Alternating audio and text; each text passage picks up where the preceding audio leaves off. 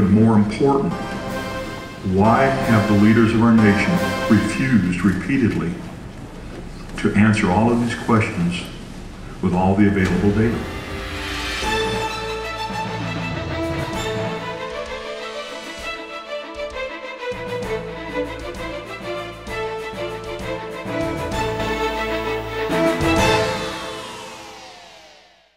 But more important, why have the leaders of our nation refused repeatedly to answer all of these questions with all the available data?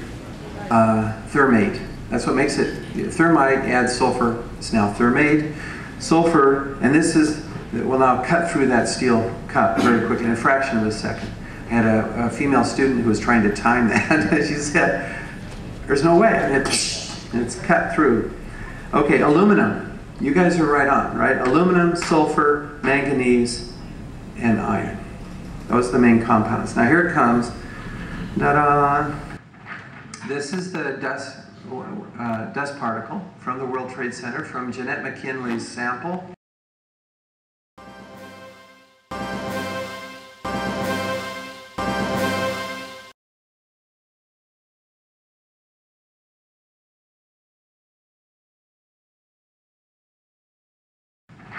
This is the dust particle from the World Trade Center from Jeanette McKinley's sample.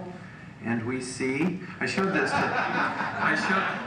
up my sleeve. Nothing, magician, nothing up my sleeve, Willie. There is nothing. No, this is science.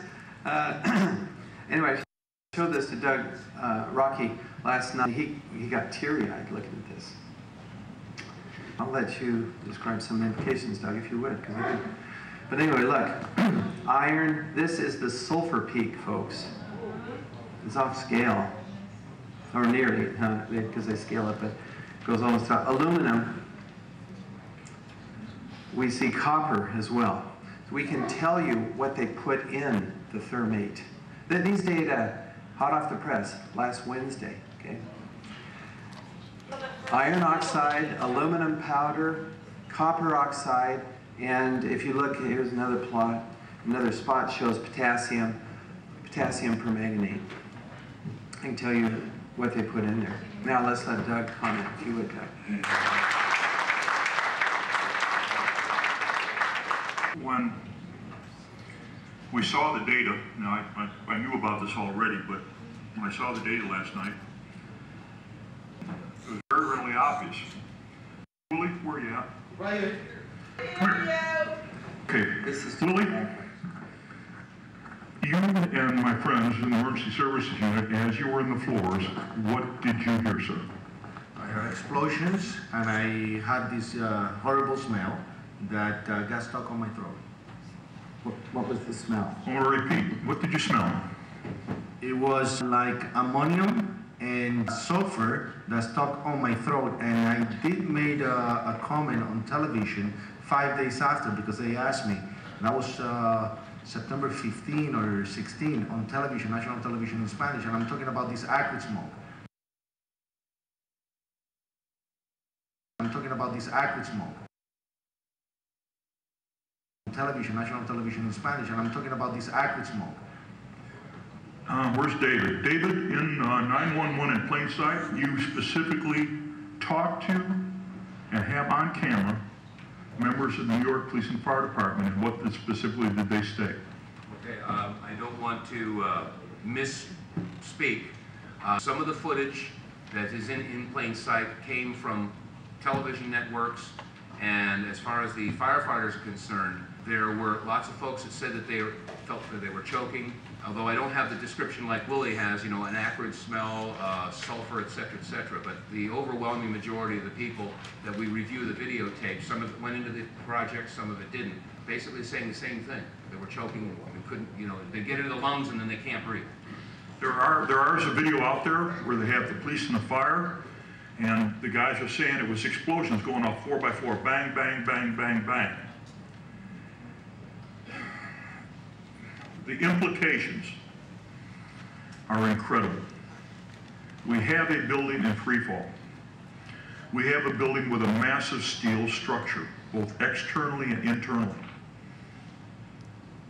If you look at an automobile today, you will know, and it's bragged about, that automobiles are designed and built such that they have a crush zone, which means that you have deformation due to conservation of momentum that absorbs the energy through conservation of energy to allow the energy to be absorbed before it gets to the passenger compartment. Most specifically, we see this in NASCAR. In order for this building to fall like this, you would think, in a common sense thing, as the building started to fall, unless I'm missing something in all my years of physics, you would have stuff bent all over the place. You would not have the stuff just coming down in a rubble pile. Which suggests, based on Willie's direct observations and hearing the direct observations of police and fire, the radio transmissions, our radio transmissions with the explosions going off. Is that correct, Willie? That is, did everybody hear? That is correct. The implications are overwhelming. Specialized explosives were placed within the World Trade Center to allow this building to come down. It's not box cutters. I want to ask a question. I remember I was a janitor. I'm a layman. I don't understand this. But I want to ask Professor Jones and Dr. Rokke. By the way, we are both professors. My question is, does this data validate my story about the explosions that I experienced in the building? Yeah, look, William, certainly these data validate that there were pre-planted explosives, and we can identify the components now, at least to some. By the way, super thermite is an explosive form of thermite. You also saw the thermite jet. But anyway, so yes, and of course the sulfur is just characteristic. Another lab, WPI, discusses, didn't explain, but they said, look, we observe high temperature corrosion and sulfidation. They asked the question, where did the sulfur come from? Now we have an answer. And then, of course, the seismic data confirms that there was a shock before the plane hit the tower. All of these corroborate your testimony. And I still want to see you get that Nobel Peace Prize. Yeah.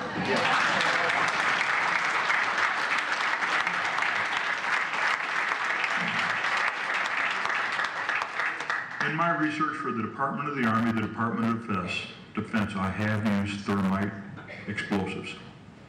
They are very specialized explosives that can be attached to structures and set off by remote control. That's specifically what I did do. Well, I didn't do it. I had the experts of the experts do it, and they will remain anonymous. So the question, ladies and gentlemen, that you're left with, based on the evidence, based on the observations, based on the knowledge, based on the data, what do you think happened? But more important, why have the leaders of our nation refused repeatedly to answer all of these questions with all the available data? So I would like to mention one last thing. People keep asking me, what can they do? And there's some good ideas out there. No shopping for a whole week, hit them economically. April 15th, go to We Are Not Buying It, Peter Phillips. We Are Not Buying It. Peer-reviewed articles, so talks about cold fusion, I work there. 9/11 Truth and Justice Squads. These go way back. I have a video clip. I'd love to show it, but if you Google on John Gross, an inspector, a person on the NIST committee, being asked a question by these young college students about a molten metal, and his answer is fascinating.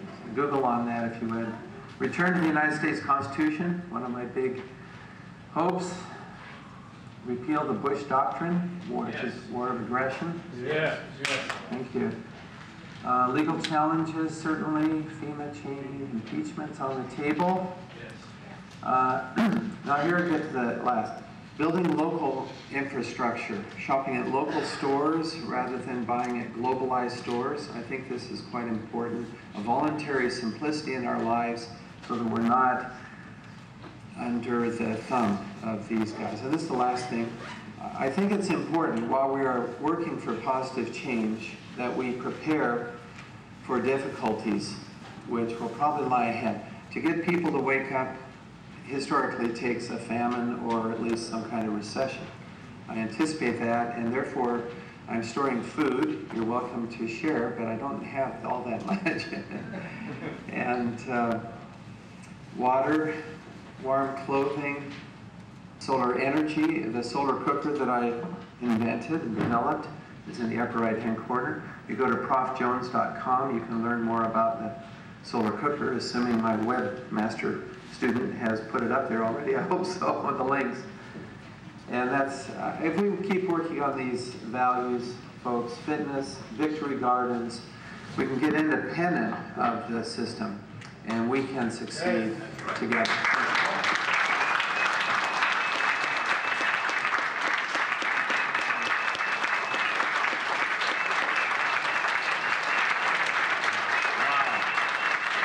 But more important, why have the leaders of our nation refused repeatedly to answer all of these questions with all the available data? Taking my hat off for you. Tonight we're going to bypass the dancing half-naked girls and the laughing hyenas and the camels that get tickled, and we're going to talk about serious stuff. I'm going to ask you tonight to stick with me and drink from the wine of truth. The truth is, most of America have never gotten the truth about what happened on September 11th, 2001. Those of you watching now, a decade later, that are old enough will remember waking up, and no matter what channel you went, you saw pictures of Twin Towers coming down. First one, then the other, lots of dust, people running through from dust clouds. Those dust clouds weren't dust. That was concrete that had been pulverized. What you just saw was Professor Doug and Professor Stephen Jones, Doug Rokke and Stephen Jones, who are experts on 9/11. And Professor Stephen Jones was forced out of his teaching position at a university or just south of Salt Lake City because the Bush administration threatened to cut off all student loans, federal loans, and to cut off all federal grants to that university.